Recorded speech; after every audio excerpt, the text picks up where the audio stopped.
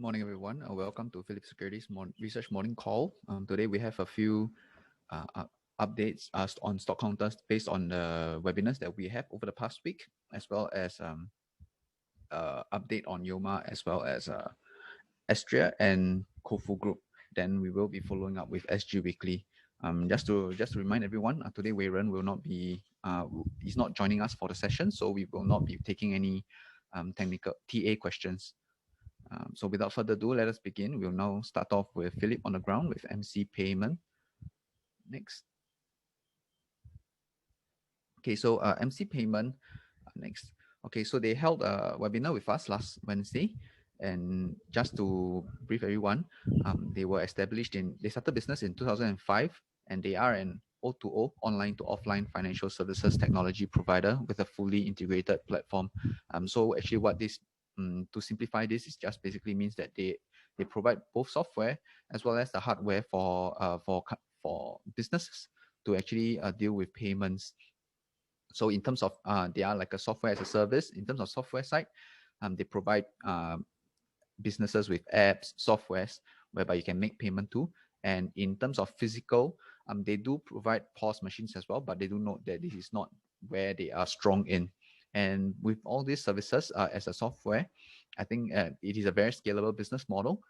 The company was listed on 22nd of February, just about 3 weeks ago, via a reverse takeover of Artivision Technologies previously. So it is the first fintech listing on SGX, and currently they are operating in 4 main countries: Singapore, Malaysia, Indonesia, and Thailand.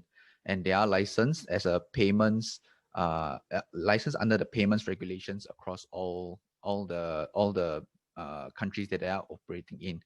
And moving forward, they note that they are probably going to expand towards the Southeast Asia region. And probably the next one on their mind is Vietnam, which has a very similar demographics and market compared to wherever they are operating in. Next. Okay, in terms of some highlights with regards to payments, MC Payment, if you take a look at the bottom right-hand corner, that currently they are operating as a payments integrator in a very fragmented payment ecosystem. So in Southeast Asia region, especially, you can see that there are a lot of players in terms of payments compared to if you go to the US, maybe you can just have Visa and MasterCard and you have covered most of the market. However, in the region, you have your Alipay, you have your you have your Pay Now, PayLah, everything, all sorts of payment methods. So this provides this is a troublesome for a lot of businesses, and they need to integrate all this through a company like MC Payment, so that they can offer a lot of payments methods to their clients. So what MC Payment is actually doing, they are actually targeting SMEs and to help them with their business, payments. And they have actually turned profitable. If you take a look at the table on the top right, by the first half of 2020, and it is a very high high margins business, sorry, of about 40+% at the latest. And you can see that what they are looking to is they are looking to extend into downstream services through their analytics. So apart from providing payment services to their clients, in the future, they can also extend into business solutions and marketing solutions, things like understanding inventory management and understanding consumer behavior, so that they can help help expand businesses of clients that they are working with. And so this is quite an interesting company. However, it is still very small compared to your larger players like Stripe, compared to overseas players in the US and the UK. So they are expanding their niche in the region in Southeast Asia, whereby, however, the bigger players might come in and also take up the pie. So this is probably some challenges that the company is facing right now.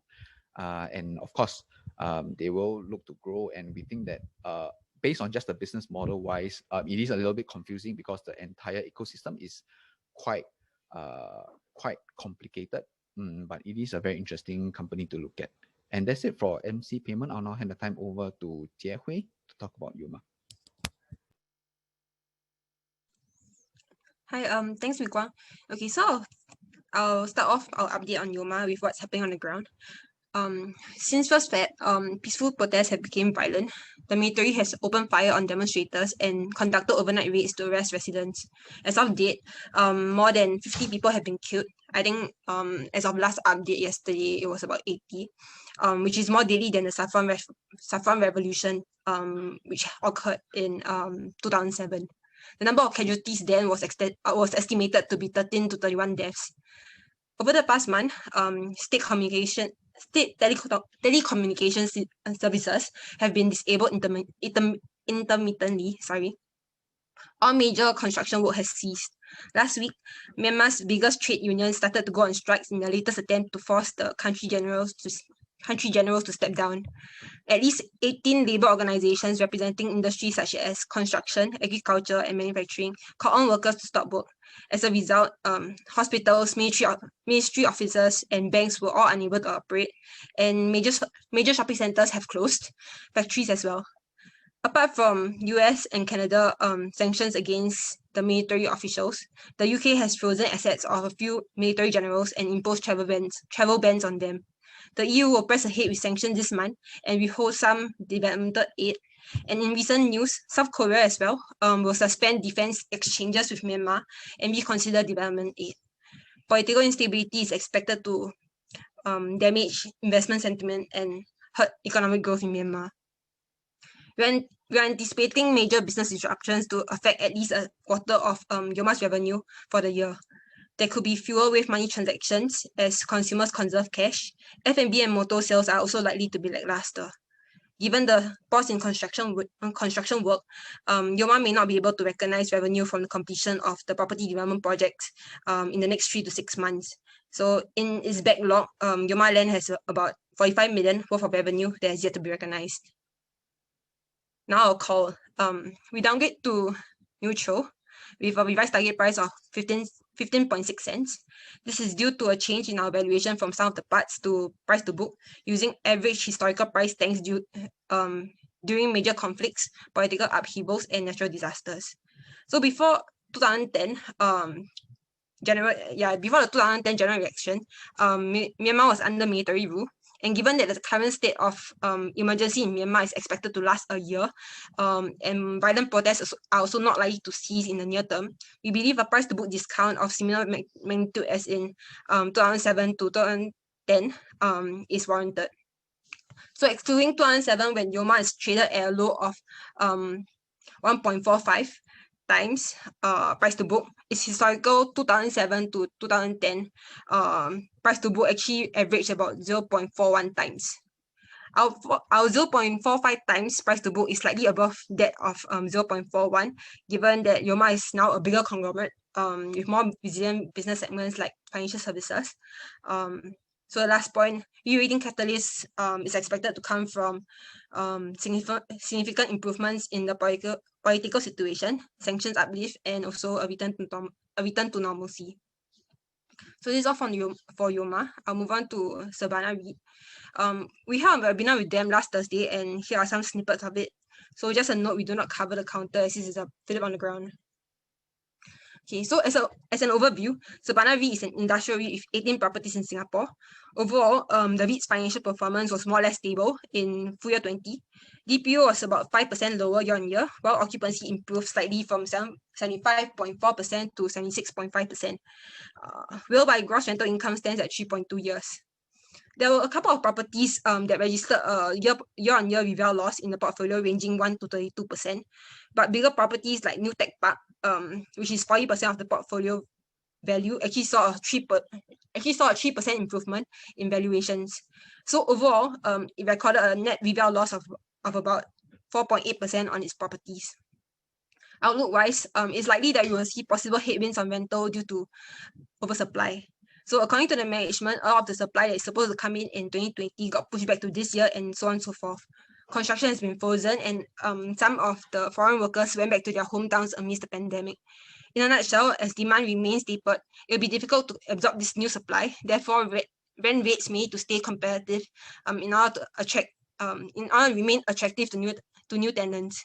So you may note that the upcoming expiries are within the next 2 years, make up close to 40% of the portfolio's gross rental income. In the near term, Sabana is looking at ramping up its occupancy to above 80%.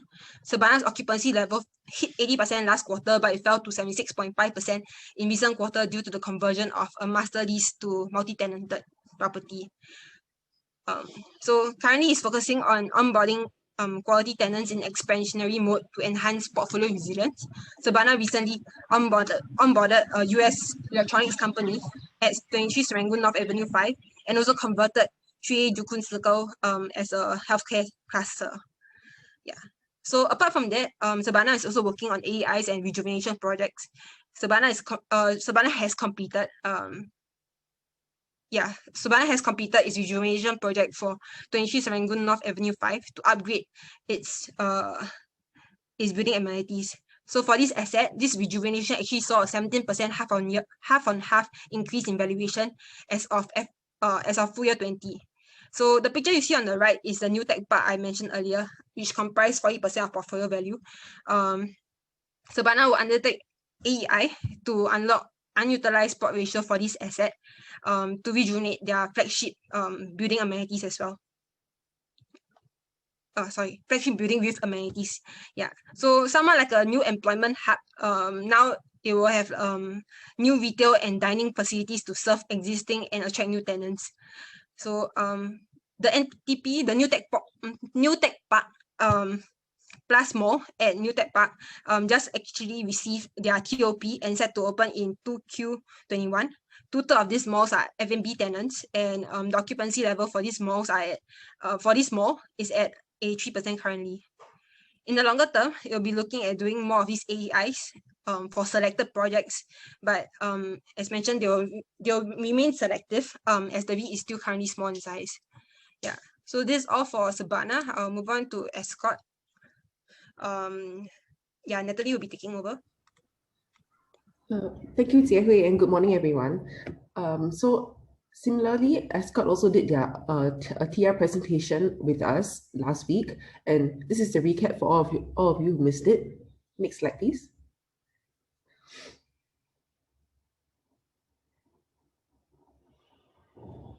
Next slide, please. Thank you. Okay, so we do have coverage on Ascott. We have a buy, and we maintain that buy at a target price of $1.17. So just a recap, for Ascott, they have 88 properties, 57 of them are service residences, 18 business hotels, and 11 rental housing assets, which are all located in Japan.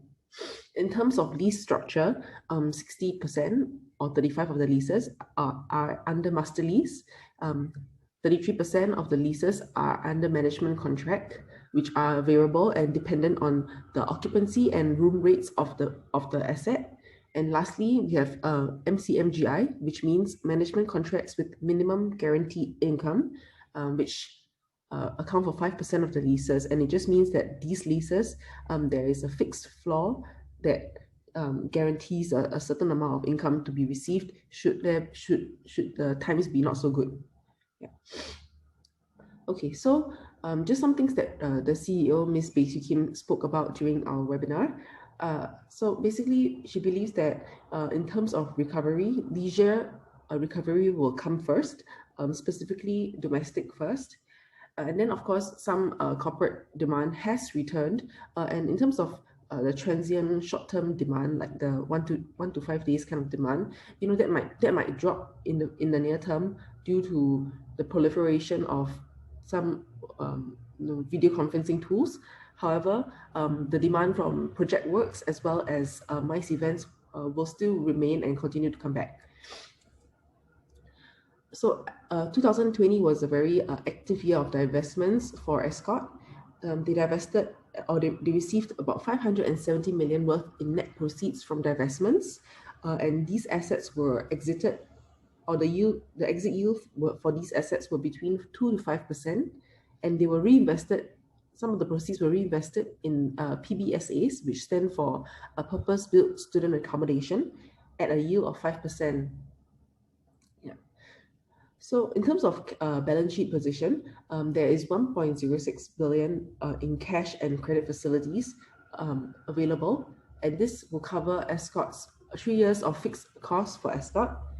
So 200 million in divestment gains that can be deployed as a DPU top up to show up dividends in the near term. So for the post acquisition of the PBSA asset, 7% of assets are in stable and long stay asset classes. So this means that 7% of the assets are in the rental housing and the PBSA. So these two assets are very similar in the sense that they have been able to maintain very high occupancies throughout the cycles, and even during COVID-19, the occupancy at these assets was about 95%. Secondly, of course, these two assets have a relatively long length of stay of more than 1 year. So these type of assets provide stability as well as income visibility throughout the cycles. And in terms of strategy, Ascott hopes to be able to increase the percentage of these kind of assets within their portfolio to 15% in the short term, and maybe even 1/3 of their portfolio in the longer term. So apart from these stable assets, the average length of stay for SRs, service residences, in FY20 was about 3 months. And to wrap things up, the CEO also shared with us on the interest rate sensitivity. So in light of the rising bond yields and what have you, 100% basis point move in interest rate will have about a 0.17 cents impact to the DPU. Okay, so that's it for Ascott Residence Trust. So we still maintain our buy target price $1.17. So now I'll pass the time on to Terence, who will talk to us about Koufu. Thanks, Natalie, and good morning, everyone. Koufu announced the sale of their 2 existing central kitchens that come 2 years ahead of schedule. We provided a summary table on the left, and you can see some of the main deal considerations. So the group announced that they are disposing the 2 central kitchens at 18 and 20 Woodlands Terrace. This is subject to and conditional upon the written in principle approval from JTC. We estimate that Koufu will realize about 10 million gains from proceeds of about 11.77 million. You can see how we derive this. So the aggregate consideration is 11.77 million, which works out to about $312 per square feet, less the carrying amount of 18 and 20 Woodlands Terrace at about 1.7 mil. You get a gain on disposal of about 10.07 mil. The reason why it's so high is because they have been holding 18 and 20 Woodlands Terrace for over 10 years. So the carrying value is just less than 2 mil. So that's why they realize they get a gain of about 10 million. So to know why the buyer, they didn't disclose the name, but to know why the buyer is willing to pay so much is because they reference the independent valuation done on the 18 and 20 Woodlands Terrace, which is about 10.1 mil. So the amount that the buyer paid is about 1.7 mil above the independent valuation done. So in total, they will realize about 10 mil gain from the disposal, which works out to about 1.8 Singapore cents per share that will be distributed as special dividends.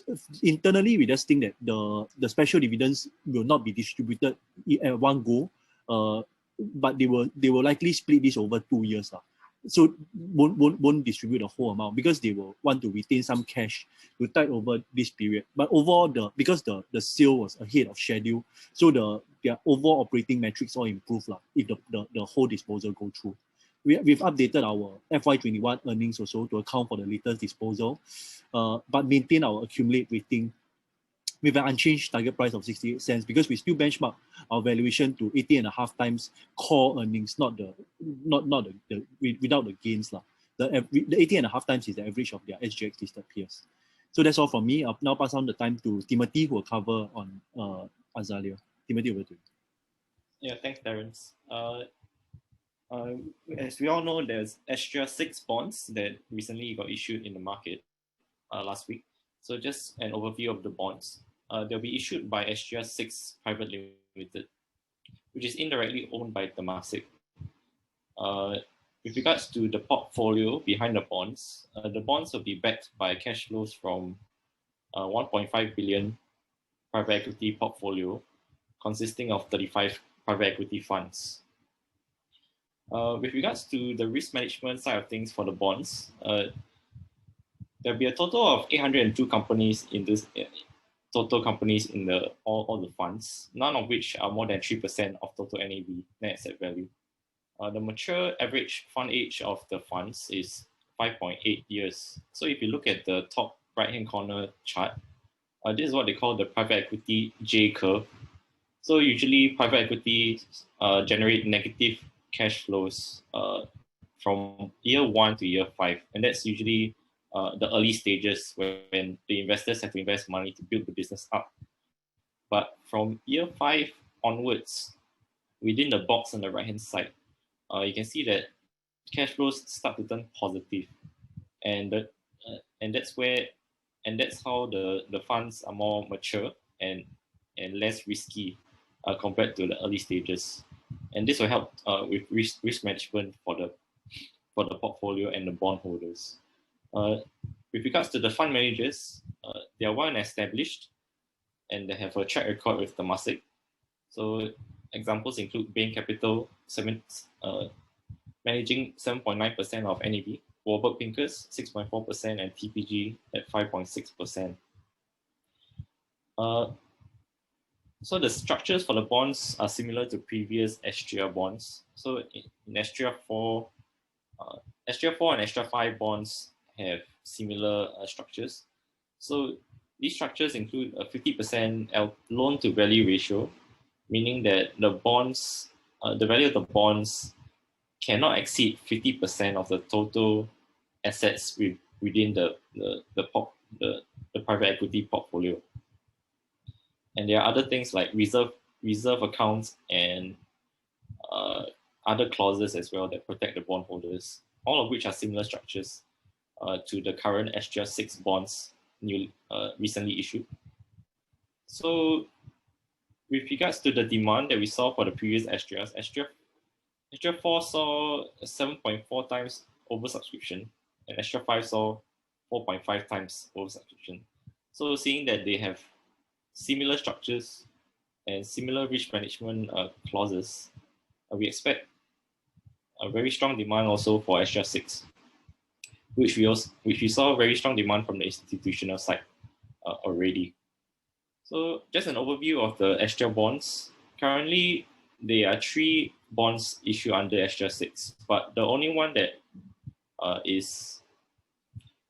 pertains to retail investors will be the Class A1 bonds, which is the first row you can see, 382 million principal amount. Of this 382 million, 280 million will be issued to the public at an interest rate of 3% per annum. They're expected to be rated investment grade by Fitch and S&P.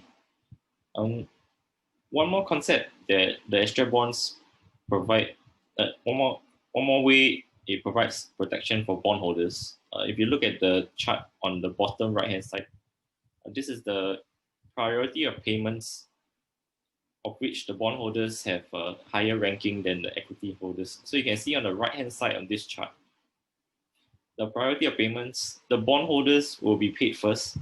So interest payments will be paid to bondholders first, and then the principal amount, the reserve accounts, money will be channeled into the reserves accounts so that the bonds can be redeemed on their call date or maturity date. Then after that, the remainder of the cash will go into equity holders, which is Astrea VI Private Limited and the sponsors. So we see very strong alignment of interest of the equity holders who are wholly owned by Temasek, aligned with the bondholders itself. Next slide, please. Okay, so for the key dates for the Astrea 6 bonds, tomorrow will be the closing date, 16th of March at 12 noon. So those of you that wish to subscribe for these bonds, tomorrow at 12 p.m. will be the last day. Minimum amount of subscription is 2K, and you can apply multiples of 1K subsequently. So 2K, then 3K, 4K, 5K. The way to apply is you can apply through your DBS, OCBC, or UB ATMs, or internet banking, or you can go through the mobile banking for DBS and UOB. That's all from me. I'll pass on my time to Paul. Thanks, Timothy. Next slide, we will go through the usual weekly updates. In terms of some of the key macro highlights in Singapore for us was some numbers on residential sales. So for February or last month, the number of units sold was about 600 plus. These are not URA numbers, these are really, so we'll just wait for the URA numbers. But on a year-on-year basis, it's quite a big drop, I think from 900 to 600, but because it's a festive period, so the better way to measure is the year-to-date. Basically, we combine January, February 21 versus January, February 20. So from that, you can see that there's a 40% jump in volumes. So obviously, this is very positive. I think it's a positive momentum for the real estate agents and also for the developers. In terms of other news, there was some commentary, or at least a podcast by the Minister of for Transport on just basically on what's the outlook for air transport. I think listening in, you can see that he doesn't really share the optimism that maybe IATA has, that second half you can get some travel going on, underway, sorry. And we just as an update, I think which we probably know, but just to emphasize, was that stay home notice and the quarantine basically kills travel into Singapore. I think the average stay in Singapore is 3 to 5 days, and when you have 14 days, obviously that's not going to happen. So some of the solutions we'll discuss later, but we just want to highlight also that despite these near-term challenges, I think SIA market cap is actually at a 10-year high. We'll show you a chart later. In terms of some of the data coming up from the US, there's lots of data, but the one that caught our eye was the import data. So this is throughput through the LA port. So obviously, if you want to import consumer goods in particular, then the numbers will come through the LA port, one of the key ports because it comes from China. So we can see that there was a very strong data coming out from there. I think for the February, it's like it's a 40% jump in terms of the throughput. Of course, in part, some of it could be maybe less air freight capacity, but it also shows that we have a very strong US consumer underway, especially when we have yet to see the Biden stimulus come to work, because it's going to, I think probably this week or so, they'll get the checks. The other key thing to watch will be there will be a FOMC meeting on the 17th of March. So as you recall, the last time Jay Powell spoke on the 5th of March, it actually spoke the treasury market. I think because he didn't really respond strongly on the rising yields. So so this meeting will be the focus. I think that the market will be watching how he maybe calms the market in terms of the recent rise in treasury yields. Later on, we'll discuss about the Aztec Global IPO briefing that they gave us, and also the TopGlove results that we attended. In terms of tactical view, we are still positive on the market. I think the backdrop remains positive, and when you look at the import data, it just shows that one of the stronger parts would be consumer goods. Some for us maybe like electronics or even commodities. And the other point to note that we do have a very tolerant Federal Reserve, which is basically allowing the good times to roll on. And even though inflation might creep out, I think they're not going to take any action until the unemployment rates goes back down to the lows. In terms of the key data points, as you can see, but in terms of the Poland's webinar, so tomorrow we will have Credit Bureau, and the 1 or 2 days after that we will have a Land Lease Global. So feel free to sign up and register if you have the time to participate. As you know, Credit Bureau, the interesting thing is, they are not a monopoly, but they don't say they're a monopoly, but they got like 98-99% market share. Next slide. Okay, as usual, we'll just start off with the infection, because that will kind of affects how the global economies recover. Disappointingly, there is some bounce underway. I think that we do see some rebound in numbers. So back to a 1-month high from Europe. I think part of it could be also South America and certain parts of Asia. Next slide. In Singapore, still good news. I think we have it. There is still community cases lingering, but it dropped from 2 per past 1 week from 4 the prior week. I mean, we're talking about the average cases, the number of cases over a 7-day rolling period. So we only had 2. Next slide. Okay, this is a bit of a noisy chart, but we just thought it was rather interesting. So the red line is actually SIA's market cap. The blue line is Qantas, and the next one is Cathay Pacific. So you can, if you just eyeball the red line, so you can see that SIA's market cap is far above the pre-pandemic level, which is in the box area. So I think right now the market cap probably 15, 16 billion. I think pre-pandemic maybe 11. So in a way, the COVID actually made the COVID actually helped SIA's market cap to go to 10-year highs, which is a bit ironic and maybe it's not fundamentally driven. But anyway, but if you just compare it with the other airlines, if you look at Qantas and even Cathay Pacific, they're just going back close to their pre-COVID levels. But just to reinforce, I mean, just for info, I mean, just for information purposes, I think what the ministry is looking at is that to help reopen and try to avoid the stay-home notice. Of course, testing is important. They can test you morning, test you night, but sometimes it can be too onerous. I mean, you do test almost twice a day. The other thing is the connect at Changi, and most people will probably come only 2-3 days. So the other thing is, of course, travel bubbles, provided other countries want to open up to us. And also the other thing is just vaccination and test. Next slide. Okay, we also, because of the new FOMC meeting and all these interest rates, I think last week we shared that even in a rising interest rate environment, markets can rally. So the other point I wanted to just double check was what happens when the Fed actually does undertake their first rate hike. But do note that the market is still pricing in a 2023 rate hike. But before the Fed actually raises rates, do note that they will normally loosen up on their QE. Okay, so right now they're still buying bonds, but before you actually raise interest rates, they will probably have to cut back on their bond buying before they actually even move. So we are still quite far away, but assuming they do a rate hike, so we wanted to see historically how has the stock market performed. Again, it doesn't mean this time will be the same, considering the valuations, but at least if you look at the data on the right hand side. So what we did was, assuming there's a rate hike in one quarter, then what was the performance of the S&P a year after that? So you can see that actually not many, the past 30 years, not many rate hikes, but whenever they have, you still can get some positive return. It hasn't been like one rate hike and then the market collapse. Likewise, when of course you have a rate cut. But if you just look at the chart, what actually kills the market, if you look at those beige bars, so those beige bars are whenever we have a recession. So I mean, visually, you can also see that whenever we have a recession, that's when the market really collapses. So whenever the blue bar, which is the increase in Fed rate, whenever there's an increase in Fed rate, it doesn't mean that the market can drop. I think this visually see from this, but when we do have a recession, that's what killed the market.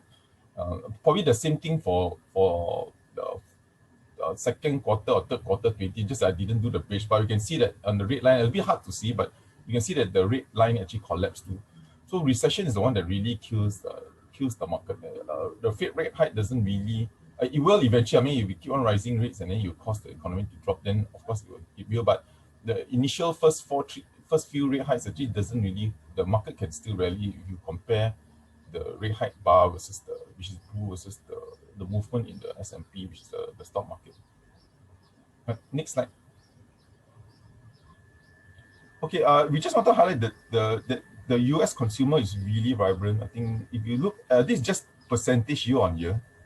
But if you focus on the red line, which is the quantity, obviously some of it because maybe there isn't enough capacity for air freight, so that's why they use containers. But you can see that the growth, the strong growth in LA throughput. That means obviously it's mainly imports. I mean, US hardly exports goods, and it's not really a strong manufacturing. So a lot of this would be like consumer goods and end products rather than intermediates for production. But you can see there's a big jump in quantity. The blue one is value, but you can see that. So if you do get this stimulus, I think the amount of imports going into US will be even stronger, and this should be good. We haven't gone through and see what are the items that have been doing well, but the typical consumer goods will be furniture, electronics, commodities, and even containers. I guess since there's a shortage of containers right now. Next slide. Okay, we will just do our Phillip on the ground because as usual, we just try to help, because not many may not have the access, but if we do and go for some of these briefings, then if time permits, then we will just try to brief everyone what was mentioned. So in terms of Aztec, so basically they are a contract manufacturer of IoT. I know IoT is a fancy term, but basically it just means any product that's connected to your wireless. That means you can use your handphone and turn on and off your power switch or your camera or anything, then they will call it IoT. So I mean, it's as simple as that. Yeah. So what they do is a lot of IoT products, and also they do LED lighting. But the key thing is the customer A. Of course, they never mention who it is, but customer A is the most critical for them. You can see that from 2017 to 2019, they did well because customer A's revenue jumped 10 times. So from 20 million, basically was an insignificant customer, now become your biggest, almost 60%. And who is customer A? Of course, they have not disclosed. They have not mentioned it, so we're not totally clear. But if you go to their website, if you go to because Aztec also sells their own brand name called Kayla. So if you go to Kayla, there's this product called Aztec Blink. So if we are not sure again, but if you think that Blink is their customer, so the Blink sells you can see from the picture, so that's a wireless camera. So the strength of this product is that is the power supply. So number one, so you just plug it there, you don't need a power socket. So you don't need to plug it with power. Then the batteries is strong. So why they got such a capability that Amazon actually acquired Blink? Again, we're not sure, but we're just guessing. But if they actually it is, then Amazon bought this because of they are a fabless chip design house. So basically, they're very strong in designing chips. So one of their strengths is the power supply chip. So you're able to have very little battery use because you got very strong semiconductor capability. So Amazon bought this, and the second reason is because once you take camera, you got to video it, right? You got to store it. So what happens is that you use Amazon cloud services or Blink, I guess, I'm not very sure, but so that's why this thing is doing well. And of course, work from home and all that drove the demand and so forth. So this is one of the key products out there, and the strength is the power supply chip. I think the rest you all can read. Again, we got no coverage. Just as much as we know because we just attended the briefing. Yeah. Okay. Next slide. Okay. The other this is my last slide. The other briefing that we attended was the TopGlove results briefing. Of course, the numbers you can see from the picture at the bottom right, the jump in earnings, I think it's like I don't know, like 2,000 times, 24x. I mean 24 times a jump year on year. But there were quite a number of negative news. I mean, from our own perspective, it's non-rated, we don't cover. Firstly, the lead time has shrunk. So in the past, they used to have lead time almost 1 year, which is of course in a way not sustainable. How can you ask your customer for 1 year for a piece of glove? But it has dropped to 170 days. Of course, still much higher than the pre-COVID of 30-40 days. So that is the one negative. The other negative for them is they're going to do a dual primary listing. But the difference, this one is not like Singapore. I think, or maybe in Singapore, but this one, what they're going to do is they're going to issue new shares. So obviously, when you have additional shares, it's not positive for the market. They're going to issue almost 14 to 15, depending on over-allotment of new shares. The third thing that they mentioned was the nitrile glove prices have started to drop from April to June, from 3 to 5% month on month. So from this, it does suggest that maybe the prices for nitrile have kind of peaked. The other thing is that they also acknowledged that there was competition from China. So one of the two big competitors coming out from China is this company called Inco Medical. It's China listed, but their expansion plans are really aggressive. I think they have like 45 billion now, and they're going to push it to 120. This is almost comparable to TopGlove's. Sorry, it's not 146, is end 2022. So TopGlove target for end of this year is about 122. So this company is coming very close. I mean, if they actually can do it, I mean, who knows? But if they actually can do it, they're actually going to be quite close to TopGlove's forecast. So those were some of the negatives that came out from the meeting. The positive is that because their quarter is February, so the next quarter is March, April, May. So they will still enjoy higher ASPs quarter on quarter. I mean, because it's blended, right? So maybe March is still very high, then April still high. Then that's why they will still register quarter on quarter growth. But I think there were quite a number of negative news that came out from that. Of course, this is the Malaysian stock primary, so that's what's happening at least among the Malaysians. Okay, next slide. I think that's the last slide. Okay, thanks everyone. Thanks for listening. I think we can go Q&A. Regretfully, I don't think Weiren is around because it's on MC. So we may not be able to take any of the technical questions. Apologies for that, but we can resume it next week. Let's move on to the questions. Yeah, thank you. Okay, thank you, Paul. I'll take the first question on MC payment. On MC payment, is MC payment a latecomer to the ecosystem, which might mean limited growth potential? How is the SGQR different from MC payments offering? Okay, we don't cover MC payment, but this is from what I know from the webinar that they held with us just last week. So I can try to, in my best of my ability, try to answer the question. Basically, they are not actually a latecomer to the ecosystem. They have started in 2005, and I think they were part of a lot of projects in Singapore to bring payments online previously. But I think the online shopping and e-commerce phenomenon was not very pronounced until recent. So if you take a look last time, people still preferred the brick and mortar business model. They were still going to shops, going to shopping malls. So previously, they actually mentioned that they were building platforms that were doing transactions on your old mobile phones. I think like Motorola, older mobile phones, yeah, like Motorola, and through the internet. But I think previously people were not either that, and people were not very comfortable with making payments online as well. So in that sense, we were a bit of a laggard in terms of a society, in terms of adopting this kind of e-payment systems. And in recent years, I think what you can notice is that a lot of payment started coming in as e-commerce started to boom in Singapore and around the region. So a lot of people entered at the same time. And as a result, you can see that this resulted in a very fragmented system. And what MC Payment does currently as an integrator is to help to kind of like phase out all these kind of troublesome parts for the businesses so that they can integrate everything into one platform and they can just do the payments through one platform itself. So I'm not sure how this SGQR thing is different from MC Payments offering, but what I do know is MC Payment can actually do the same thing, like providing a QR code so that, you know, all your payment methods, just scan the QR code, you can make a payment through that landing page. I am not sure whether they are actually working with working on the SGQR with the government. It might be that one I'm not so sure, so I can't really answer it specifically, but I do not. I think it is one of their offering as well. Yep. And yeah, I think that's it from me for MC Payment.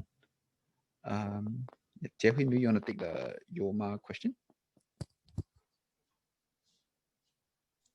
Okay. Hi. We have a question on YOMA. So I reported that political instability is expected to damage investment sentiment and hurt economic growth in the country. So has any investment or businesses declared withdrawal from Myanmar? And if I foresee any long-term impact to YOMA's businesses resulting from this episode? Also, is it possible to host a sharing session with YOMA? So from what I understand, there were several announcements about possible withdrawals from firms that have invested in Myanmar. So I think firstly it was the Razor's co-founder and director. He announced that he will sell his 1/3 stake in a joint venture that owns RMH Singapore, which owns 49% of Myanmar's cigarette maker company. So I think that's one, and then there's another one which is Kirin Holdings, a Japanese brewer, is seeking to end its alliance with a company as affiliated with Myanmar's military, as the protests continue to rage in Myanmar. So I guess this actually shows the possibility for Singaporean companies to do the same and also take a stance against the military coup in Myanmar. So depending on how this unfolds, I believe that there may be longer term impact to YOMA's businesses, as you will likely see slower economic growth in the country, exacerbated by lower FDIs and slower FDIs and also possible pullouts in investment. In terms of so for the sharing session with YOMA, we'll reach out to YOMA and see if we can catch them for a webinar. I think there's another question. Please comment what is the inflation risk on stock price in the near term. Not too sure if that relates to YOMA, but I will answer it. So in the near term, due to the violence and the supply disruption that is happening within the country, it's likely that we will see greater inflation in their consumer goods, as well as their protective vests for the demonstrators that are actually using them right now. So this will probably impact like the GDP growth of the country and also impact YOMA's growth prospects. But I do believe that the current stock price has might have actually priced in a worst case scenario, given that it's now trading at a price to book of 0.45 times, which is close to the average lows from 2007 to 2010, when YOMA was actually going through the last round of protests in 2007, as well as the Cyclone Najis, which actually killed 85,000 people. So, and I think maybe just to add on, YOMA is also a bigger and a stronger conglomerate than before, with more diversified business segments and also with financial services in its operations right now. So I think for now we are neutral on the stock based on the current stock price. So this is all from me. I'll now take on. I think there's a few more MC payments question. Just give me a moment. Okay, there will be one that is, what will be the imperatives that will assist MC payment? To succeed in Southeast Asia, and two, what's MC payment doing compared to their competitor in terms of local or global? Okay, I think I think it's, first of all, the business model is a little bit complicated with the whole ecosystem, quite complicated to understand, from the payments all the way to the merchants and then to the consumers itself. But of course, I think for MC payment to succeed in Southeast Asia or even to continue growing, I think the first of all is that to understand that everything to them, especially in the fintech industry, everything is becoming more and more flat, in the sense that you have a lot of crossing boundaries between services, payments, a lot of these financial services. So for them to grow, they can't just continue just doing payments alone. And as such, what they are doing now is that they are actually going into all the marketing as well as business process, trying to integrate business processes and also integrating marketing solutions. So for your business solutions, it can be like your inventory management, your expense management, capital lending. And then in terms of marketing solutions, you have your CRM solutions, understanding your payments, the consumer behavior that can help you to build up your card and loyalty program aggregation, and some customer data analytics services for your merchants that you are working with. So that is something that they need to capture. Otherwise, you will see a lot of competitors coming in trying to capture the growth in this in this area. So compared to global players, I think that's the trouble with the fintech. Anybody can come in to disrupt you. And so what they are doing is to focus on the Southeast Asia. They are not trying to, I think that there are similar competitors out there. You have Stripe, you have Square. These are some of the competitors that are global. But if you are able to establish yourself in the region, then that's what will stick. I believe that this is something like a network presence. If you're able to establish your network in Southeast Asia and build your business here, then that's where it might make it harder for competitors to come into the region. Yeah, I think that's it from me for the MC payment questions for now.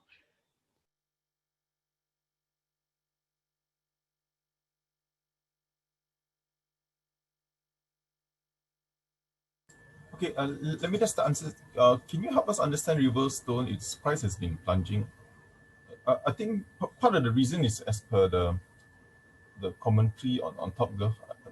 TopGlove being the largest will obviously take the lead, and I think there's a bit of worry, but I think it's really expected. But just that the market just sees that once it's peaked, I think these stocks are now trading at around 3 times PE.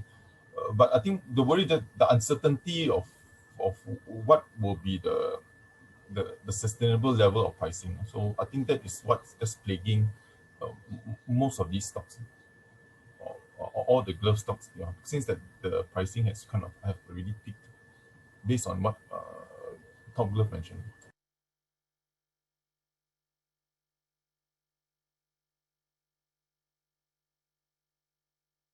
Timothy, can you go through all the Astrea questions? Thanks. Okay, so sorry, there was a question about whether Astrea can be subscribed through CPF or SRS. No, they are trying to they're trying to get it approved, but currently no, you can't subscribe through CPF or SRS. There is also a question: Astrea VI Bonds. What is the risk that the current A1 tranche yield is only 3%, 0.5% higher than CPF OA, and the US 10-year Treasury bill inching up fast to 1.6%? Currently, hence, will it negatively impact the capital value of the bond when the US year T-bill goes out further? In general, yes, bond prices will drop when interest rates rise. That's the inverse relationships between bonds and interest rates. And so that's because when the government bond has a higher yield, then of course investors will put money into the safer government bond away from the riskier bonds. But I think when you look at the Astrea bonds, even as Azalea said this, is that you look at it as a steady stream of cash flow income. And also due to the lack of retail bonds available to retail investors at the moment, it's quite an attractive investment currently as a secured bond, Temasek link, offering 3%. In the market, this is quite attractive from what we see. So, and this also provides you with a price resilience in that if we have any more market volatility, let's say if interest rates rise even more, because equity tend to react negatively also to rising interest rates, or maybe just go sideways for a long time. So at least you have some income of 3% to mitigate that, to provide you some, to help you mitigate the opportunity cost if, let's say, the markets go sideways. Then it goes on. Also, if Fed increase interest rates in 2022, 2023, will future tranche Astrea 7 bonds be priced more attractively at higher interest rates, thus negatively impacting the capital value of Astrea 6 bonds? No, usually the new Astrea bonds issued will be issued based on the pricing of the previous Astrea bonds. So the new Astrea bond pricing will not really affect the old ones. It's more like the new one will be affected by the old ones. That's how they price it. Okay, there's another question about Astrea. What's your view on the Astrea bond? Is it worth to subscribe? In my view, yes, and so do the institutional investors, which we saw very strong demand for this also. It's very hard to get allocation for this bond, given that it's a very small issue size. But like I said, it's a secured bond offering 3%, Temasek link. So it's actually the yield currently now, based on current market, is very attractive to institutional investors already. So in my opinion, you should consider subscribing for it. I believe that's all for the Astrea bond questions. I think I'll take the Koufu questions then. I'll just read out the question. What is the lease remaining for Koufu disposal on Woodlands Terrace? So for 18 and 20 Woodlands Terrace, there are only about 2 to 3 years remaining actually for the two central kitchens. But JTC will usually renew for 30 years. So the buyer will see a fresh 30-year lease. Let me know if I answer your question. Then there's one more. For Koufu, if the special dividend comes in 2 years early, then the time value of money should increase the value of the shares, but target price remains the same. Yes, I think not special dividend coming in 2 years early. The cash flow will come in 2 years early but our valuation of Koufu is based on their FY21 earnings, so nothing to do with the special dividend. So for FY21 earnings, we pegged it to 18.5 times, which is the average of their SGX listed peers. Yep, thank you for the question. There's one question also on Keppel Corp and Sembcorp Marine. Hi, may I ask why is Keppel Corp and Sembcorp Marine not winning many new shipbuilding orders as compared to Yangzijiang? Are Keppel Corp and Sembcorp Marine laggards in the sector, hence share price expected to go up like Yangzijiang going forward? Thanks. So I think that there are two questions here. Why is Sem Marine not winning many new shipbuilding orders? Sembcorp and Keppel Corp and Sem Marine, they are not in the shipbuilding business. They are actually in the rig building business, which is a little bit different. So shipbuilding, rig building business means that they are really producing these rigs for the major oil players. Whereas shipbuilding is for those that do the transportation. So it's a little bit different, the business model. The second question is, are Keppel and Sem Marine laggards, has share price expected to go up? For Keppel, we only have a coverage on Keppel. We don't have a coverage on Sem Marine. For Keppel, we have a buy rating. We think at these levels is still undervalued.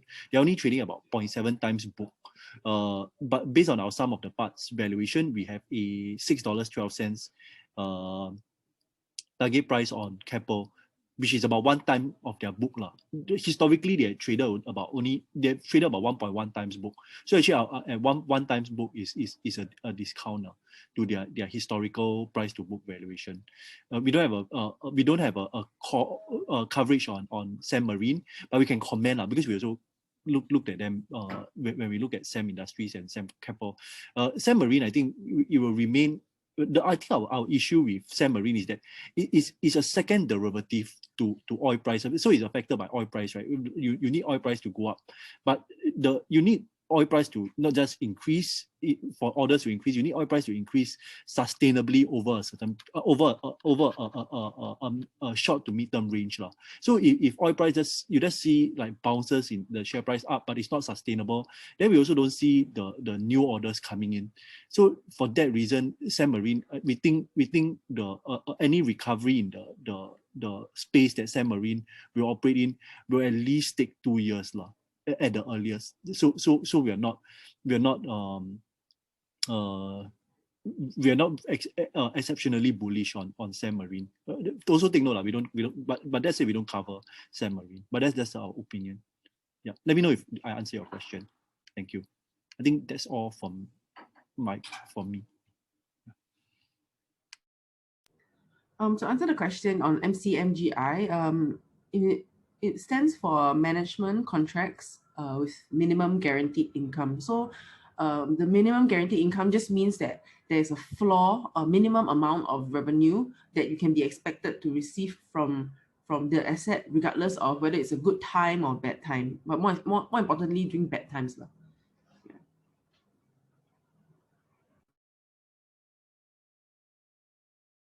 Yeah, okay, let me try to answer this question. Singapore's breathnomics, sorry, I probably spoiled it, pronounced it wrongly, sorry for that. Clinical trials of his COVID-19 breathalyzer test achieved 90% accuracy in 60 seconds is this a game changer to tourism on top of COVID vaccine passports? Okay, again, not an armchair epidemiologist, so I'm not sure if it works. No, because PCR actually takes the genetic material, look for the material. But this one just on the molecule. I mean, breath on the breath and the molecules. I'm not sure how accurate it can be, but if it's really that accurate, as good as a PCR where you need to actually sort for material of the virus itself, or it will definitely be a game changer. I mean, it will then. It was very convenient. Then with 1-2 tests, they can test you like the minister said they want to test you morning, test you at night. But if you can just do a quick breath test and then they can detect if you have COVID or not, then it will be definitely a game changer. I mean, yeah, compared to doing a PCR, you need much longer, much inconvenient, and you need a trained person to go and do all these swab tests.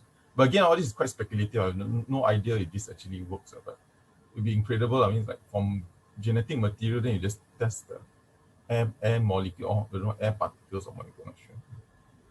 Let me just quickly run through the next one. Do you see the performance of SIA share price as an indicator of how airline stocks will perform?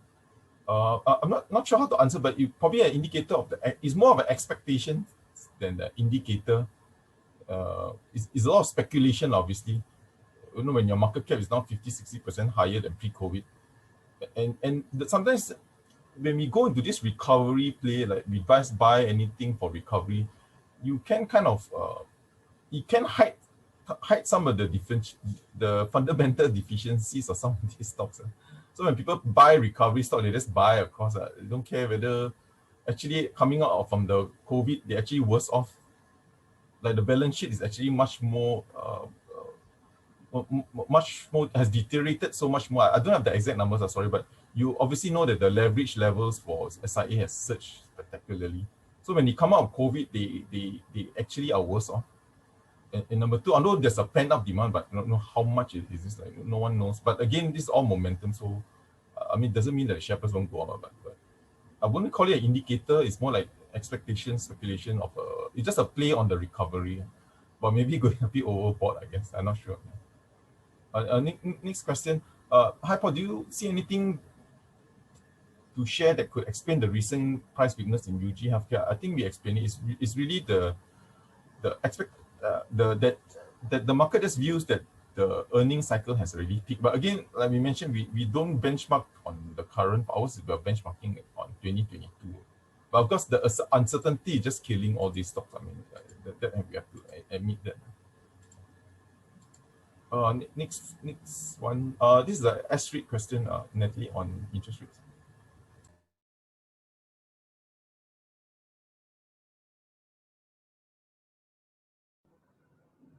Hi, so the question is, what is the impact of the increase in US 10-year note yield on S-REITs? Would the speed of the increase of the 10-year note yield year to date to 1.6%, what is the expected increase further to come? What will the increase continue to negatively impact the share price of S-REITs? Okay, so for this question, of course, for REITs, generally a higher interest rate environment is not so good for REITs. First of all, of course, it affects the cost of financing, the interest rate expense for the REITs.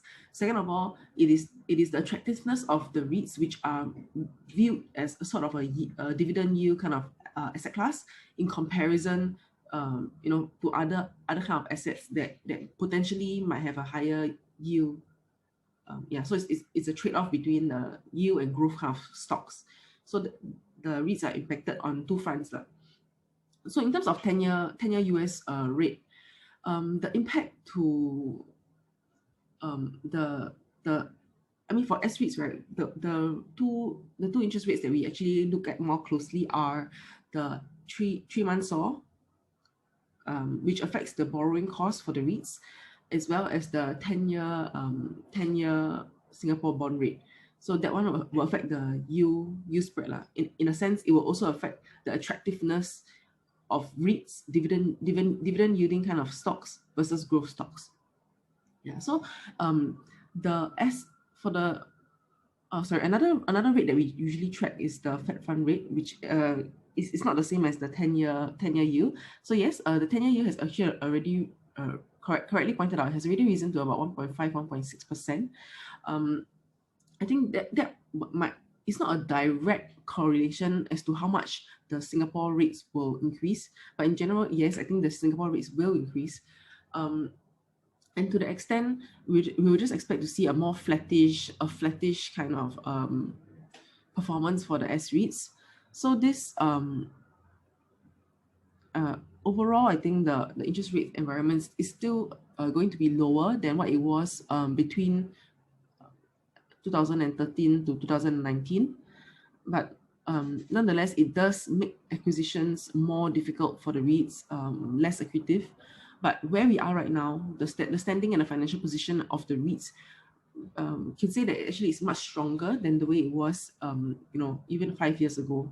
So the REITs are now better capitalized, and I think it has also, a lot of the REITs have also proven their own over time, the track record that they have delivered, that they are sustainable and they still can, maintain a stable payout. But I think that's it, right? The summary of this whole conversation is that the REITs will be more sideways. You can expect it to trade more sideways. Yeah. So another question for me would be for Mapletree Industrial and Logistics. So for these two counters, we actually don't cover, so I can't really comment that much. That's it. For Mapletree Industrial, we've noticed that the share price has sort of dipped lower, even in the past 2 to 3 months. Similarly for Ascendus. For Mapletree Logistics, I believe the price is still quite high, given that I think there's still quite a lot of money chasing the logistic kind of assets, which are beneficiaries of the e-commerce boom. So that might be a bit of a saturation point there. So that's all from me. Yeah, that's all for me. There's a question on SIA, if Paul would like to take it.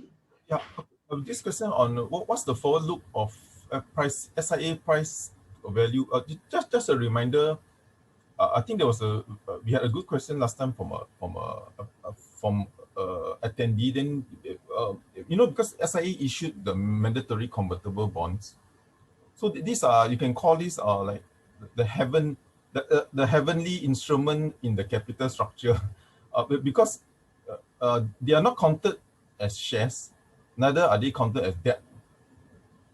So they are like the heavenly product in the sense that they don't have the negative of either. So because they're not counted as shares, so the official book value for SIA is about 514. But if you think into this convertible bonds, a couple of billion, which SIA not going to pay back. Higher chance, I guess. The actual book value is about 360 roughly.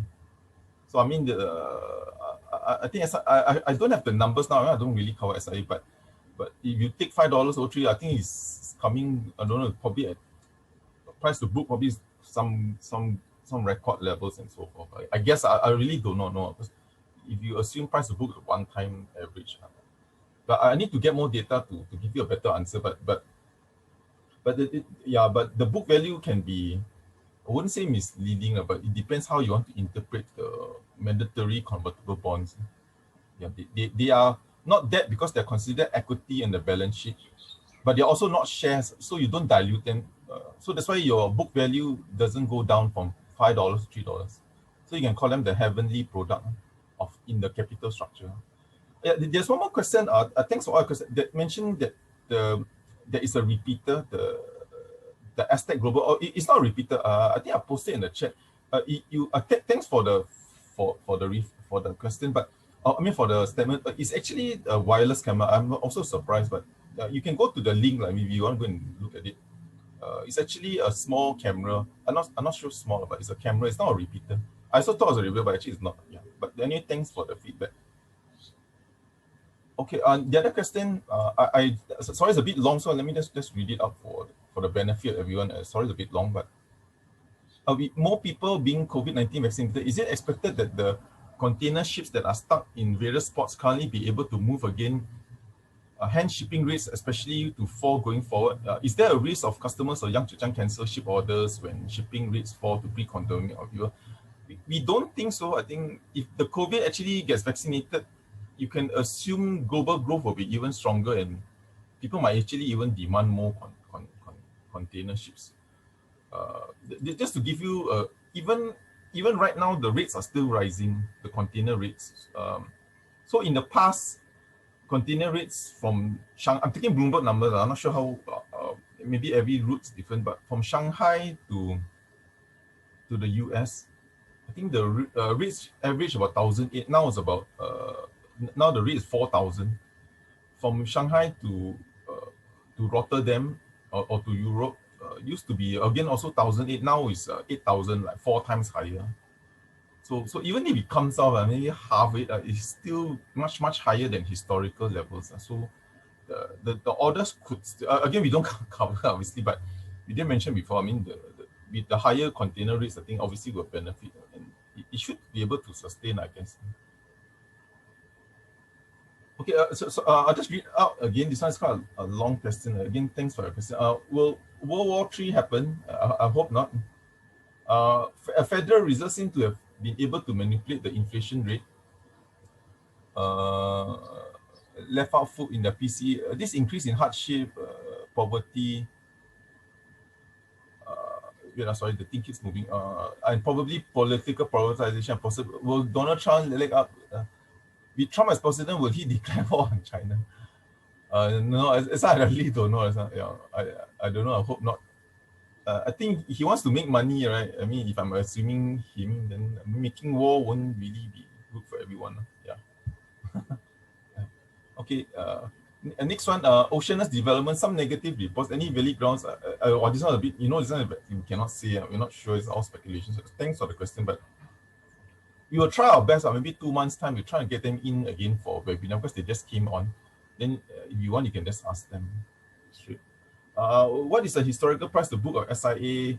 Yeah, I don't have the number. I need to double check. What's the cost of freight now? I really don't have all these numbers. So sorry. When will shipping traffic jam get resolved in US? I really don't know. I can't help you on that. I don't really cover this. But we will try to investigate. Yeah, thanks for the question. Sorry, this time we can't really help you. I don't really know the answer. Global glove company share price have been falling. Should UG target price be revised to reflect the latest industry valuations? It should, I mean, in a way, because as you know, we always benchmark it to history. Because we can't price, we have no choice. I mean, we cannot price top UG higher than top. Nobody's going to believe anyway. So, and the industry, there's so much transparency. It's a very well traded sector in Malaysia. So relative valuations only make sense. I mean, that's why we didn't do any like DCF and kind of guess the price. So we just benchmark it to the share price of the industry, because you do that especially when there's a peer comparable. So if you're the only stock around, then maybe you can use DCF. But if there's a big sector to compare, there are alternatives for investors, then obviously you have to do relative valuation. Because if they don't buy you, they can be like, don't know, 5 to 10 other, I'm just exaggerating, but maybe another 5 more glove stocks they can choose for. So that's why relative valuation then makes sense. So that's why, so you're right, I mean, relative valuation, if the peers drop, then we have no choice. The outlook for Comfort and TA, sorry, we're not around, so we can't do the technical. But for Comfort, the recovery is still on, but the numbers are still a bit slower. But the good thing is that they do seem to be getting some regulatory positive regulatory commentary. I think the minister said that they will review the train so that operators like them that were under the old framework don't get hit don't take on the passenger risk. Again, no details, even the original ones, so we don't get to see the contract ourselves. But if it happens, of course, it will be beneficial for Comfort or SBS Transit, because so they don't take on the passenger risk and just be the new real framework. So you just have to operate.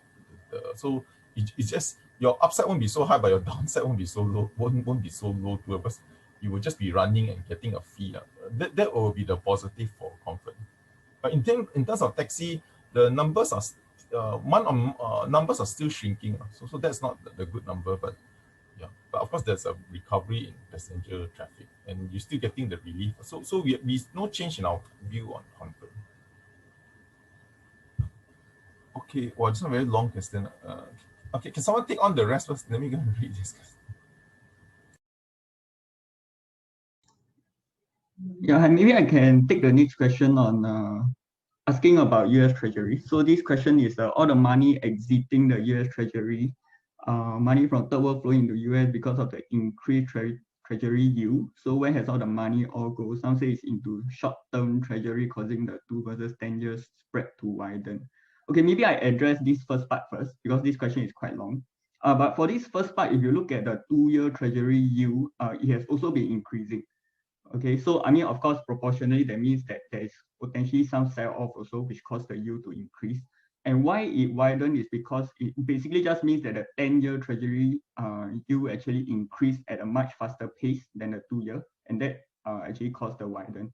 But in terms of the whole yield curve, it's actually how to say, it's regardless of duration, the yield has been increasing. Yeah, so I do not really believe that, you know, it could be into short-term Treasury. And the other part is that, in other words, many people are keeping USD under below. What are these high liquidity folks waiting to do? And in which direction will this stalemate flow into? I mean, of course, if you sell off in bonds, I mean, the money has to go somewhere to generate yield, right? And that is why, personally, I do believe that, you know, I'm still bullish on the market. I mean, another way you can look at it is in terms of when you have so much money. I think one, you will go into assets, right? So if you look at the property assets, like in terms of housing inventory in the US, it's still currently at its 5-year low. Okay, it just means that, you know, there could still be strong demand for housing assets, even with this increase in interest rate. And second one, if you look at fiscal stimulus, mainly giving money to people, right? If you look at a recent, there's this survey that is by Deutsche Bank. So they actually asked all those people how will they actually utilize this stimulus check. So I'll just share with you the findings. I mean, from there, actually, you know, roughly 50% of them say that they will actually put the money into the bank. Of course, we will put the money into the market. Of course, we may not know whether this will play out. This is just a general survey on the sentiments. Okay, but if it really materialize, what they predict is that it could cause an inflow of into a stock market of around 170 billion, which is quite sizable. So of course, with all this cash, we believe that there may still be some inflow into the equities market. Yeah, that's our take on this. Thank you.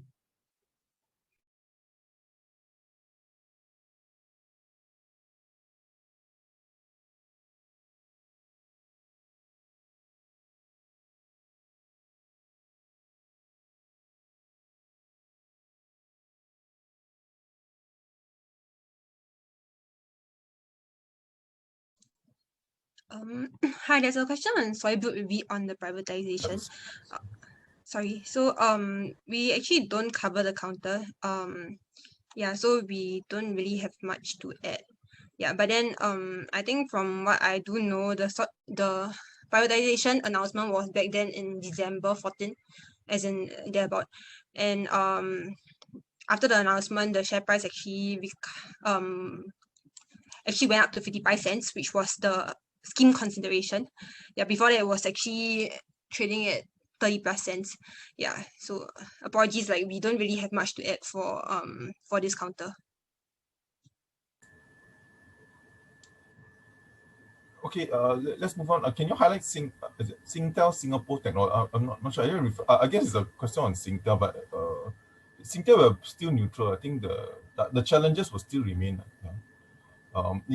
Of course, as we know, roaming is quite a big deal, but even Australia is having issues. So we think it will just be just moving sideways for some time. That's our own our view. I mean, I covered the stock, so that's our current view. What's the team assessment on the recent STI rise from 2850 to 31? Justifiable? What's the team view? I think the big top, of course, a lot of it came from the banks, and I think the banks have room to run. I think firstly, you're removing the provisioning, and rising rate environment benefits them because most of their, especially bank stocks in general, because banks price their loans on a variable structure, so the rising rates will benefit them, and then and high chance that MAS will also lift the dividends, so that there could be some triple whammy of positive factors. But of course, the results, you won't see the big momentum near term. But you cannot assess banks at a point in time. You got to assess it over a period of time, and people look at it on the forward 12 months. So that's why that could carry the index. And of course, the whole global environment is still very positive, and Singapore is not always beneficiary of rebound in global growth. I hope that answers it in very general terms. What would you see the trend of Sheng Siong stock? I think it will be flattish, but we actually have an accumulate on it. Because after this so-called one-off big gain from the pandemic, not from the pandemic, from the amount of hoarding, but this thing will still linger. Everyone shopping at home, eating homes will still linger. So we think that's why we still have an accumulate on the stock. But I think our target price isn't that high. I think 160 something, if I'm not mistaken. SPH and Singtel, I think SPH, for me, I thought looked interesting. I think because it's trading at 50% price to book, and maybe people are also underestimating. Everyone sees the recovery play, but the media advertisement can also recover. So that could be one way to play although we know the media, print is a secular decline, but not only is it cheap, but you can get this cyclical uplift if advertising will rebound, because now it's only dropped until it's totally collapsed. But if advertising on print in general comes back on, then of course it would be a beneficiary for them. Sheng Siong share price consider we have an accumulate recommendation for this. Which are the container REITs? Yeah, actually a good question. I'm not sure. Is there any container REITs on Natalie? I'm not sure. Or even okay. This is my favorite question. If World War III, how to hedge? In World War III, you hedge. I'm not saying in jest, obviously, but World War III, you buy uranium because everybody will start to buy uranium to kind of nuke everyone else. Number one, then again, this is just in jest. Buy a lot of alcohol because it's going to end soon for everyone, so nothing much to hedge. So at least you go out being very happy. So I guess just buy a lot of alcohol and buy uranium. So I know you're just saying in jest about this. Yeah.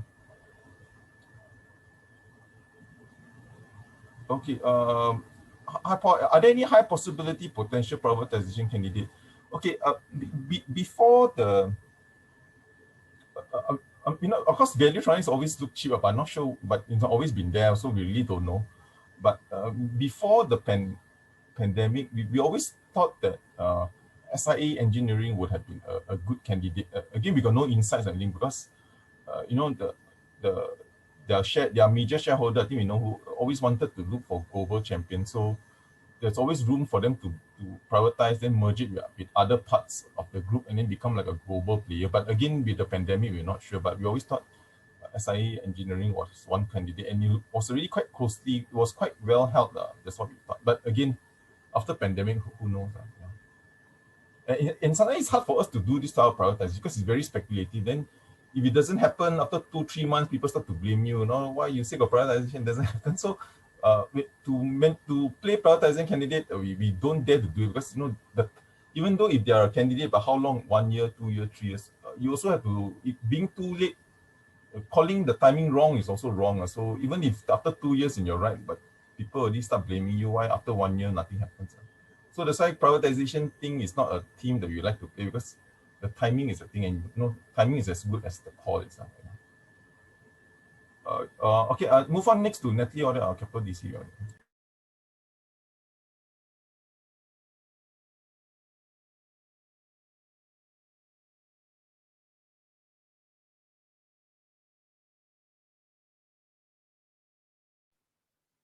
Okay, hi, sorry.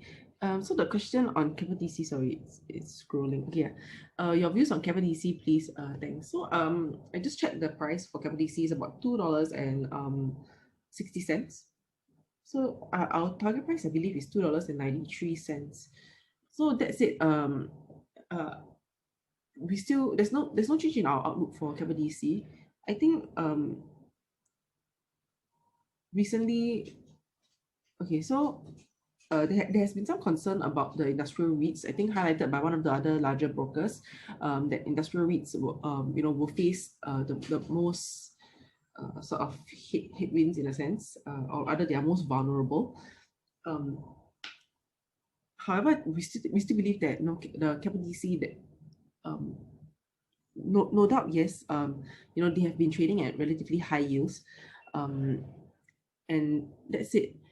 There is the technology trend sort of behind the share price, but nonetheless, at a $2.60 share price, it's still a very good entry or very good price to accumulate capital DC. So our valuation of capital DC, right, it is actually based on discounted cash, DCF, yeah, based on the DDM model.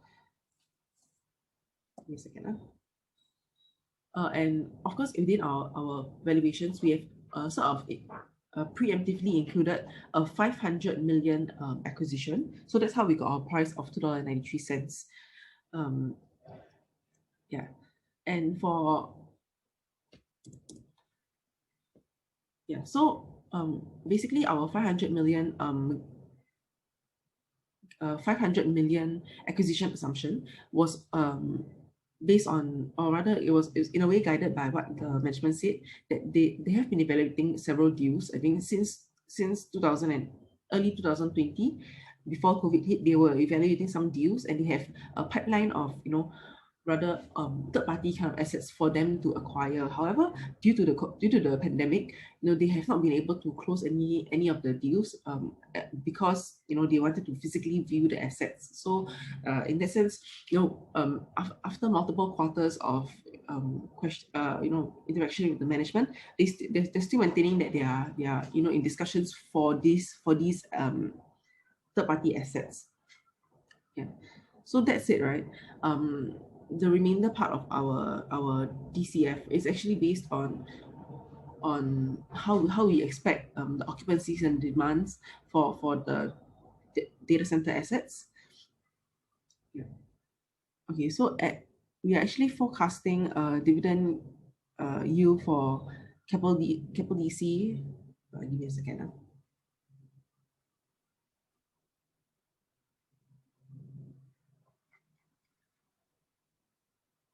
Yeah, so for FY21, we are forecasting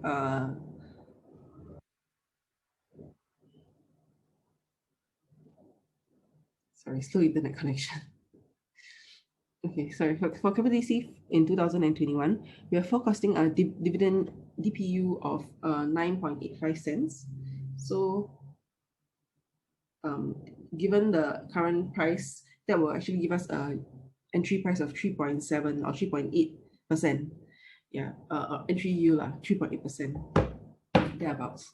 So I mean, of course, given where we are, and the lower interest rate environment, the increasing interest rate environment might actually spur growth stocks more than dividend stocks. However, I think if you're looking at capital DC in isolation, we still believe that there is still much growth for this counter, and we can still expect stability from capital DC. Yeah, that's all for me. Yeah, maybe I address one of the feedback from one of the clients. Thank you so much for the feedback. I mean, just now I did mention that there was this Deutsche Bank survey. So this person actually highlighted that the sample size could be too small. I do agree. I mean, considering that the sample size of the survey is around 400 plus people, definitely it is not as credible as those with large sample size. I do agree. Yeah. But ultimately, I mean, my intention was just to share the information with you all, because I think this is one of the few survey whereby they actually, it's just more of a general survey whereby they ask the people what like roughly how much they'll put into the market and all. Yeah. So the percentage whereby they mention is 50%. Of course, is definitely up to you whether you want to believe or not. It may not even materialize. But my take is that there may still be some proportion that will flow into the equities market. It's just that the percentage is very hard to determine. Yeah, so that's my take. And thank you for the feedback. Yeah. Hello everyone, Vivian here. So maybe I can just chip in on the container REITs question. So there is, for the SGX, there is this Samudera shipping line, which is a regional container shipping line, and the trailing dividend yield was 2.6%. So I think for this shipping line, they have been disposing of some containers also, mainly due to international regulations. Yeah, so that is what we have about the container stocks listed on SGX. Yeah, thank you.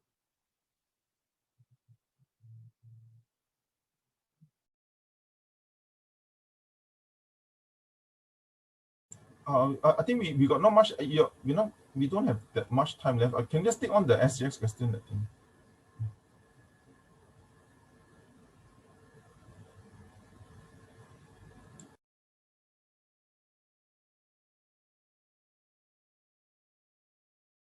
Also, the REITs in China, these are like Singapore stocks.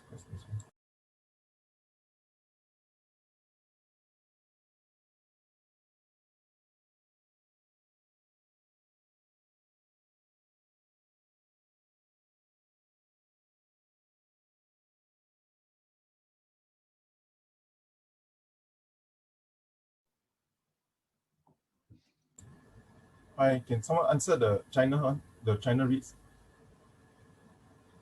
Hi, okay, so there's a question on what are the REITs that has presence in China that are worthwhile pursuing. So of course there are several REITs. Some of them they are in the retail sector. There are BHG REIT as well as Dasin. Dasin we have coverage on. There's also Sesio. So most of the remainder of the China REITs are, for example, EC World, which is an industrial REIT. That REIT has we dropped coverage of EC World.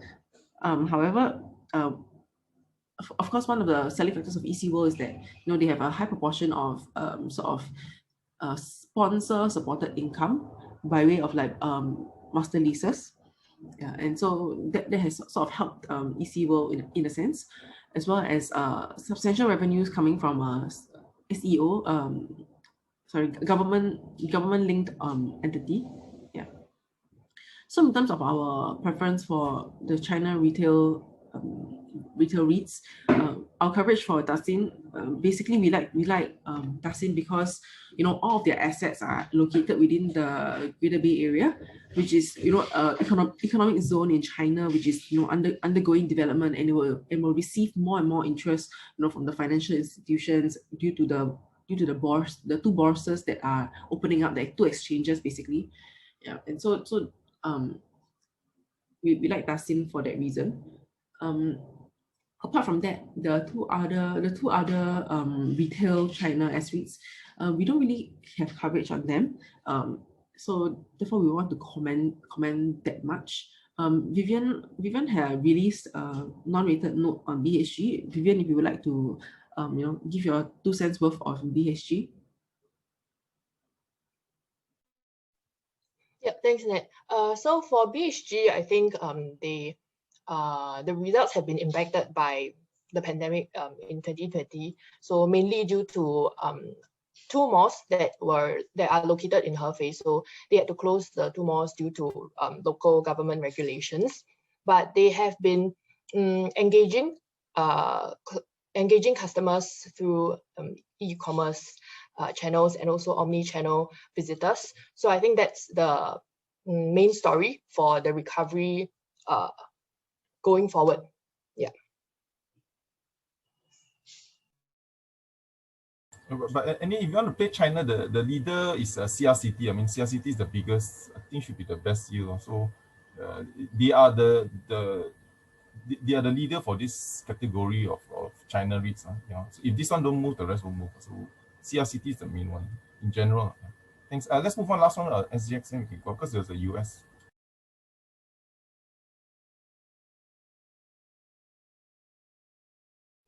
Oh, sorry. Okay. What is your fundamental 2 to 3 year view for SGX? Okay, I think last year was a phenomenal year for SGX. We all know that the kind of like the pandemic caused everybody to stay at home, and there's a lot of trading activity, especially coming from the retail investors. So this increased participation is what most people will be looking out for in the near term.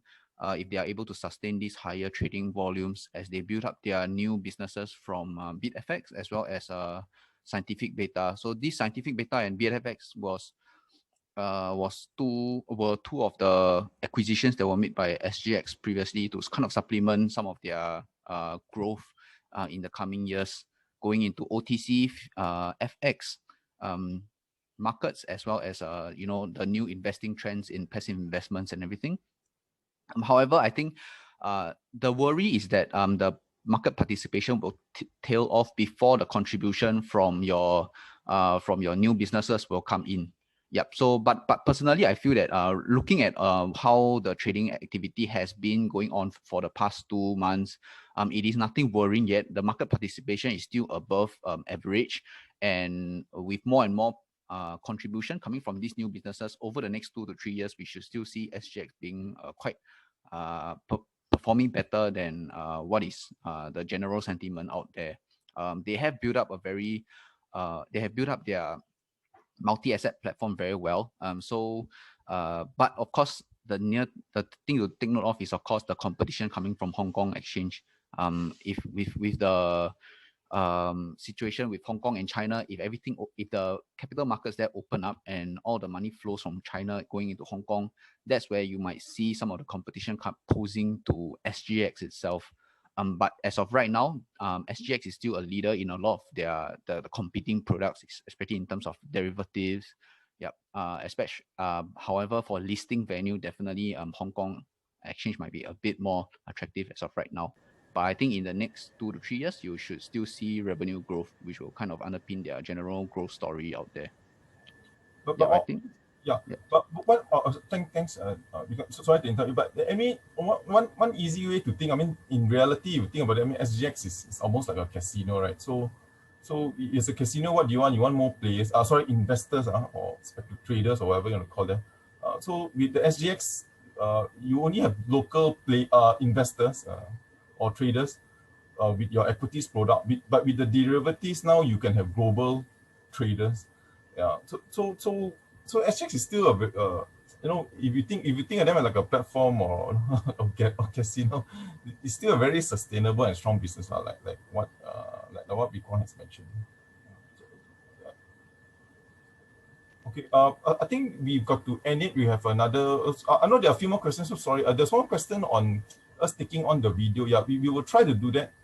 Turn on our video during Q&A. The last time we didn't do it because we always have our Wi-Fi connection not the greatest, so we always had some disturbance. But we can try turn it on during the Q&A session. So thanks for the feedback. Okay. Yeah. Sorry, there's no technical thing. Aaron is not. It's a bit under the weather, so he will be back next week. Yeah. Okay. So thanks everyone for all your questions and taking the time to spend with us. We really appreciate it. I hope to see you next week. Thanks.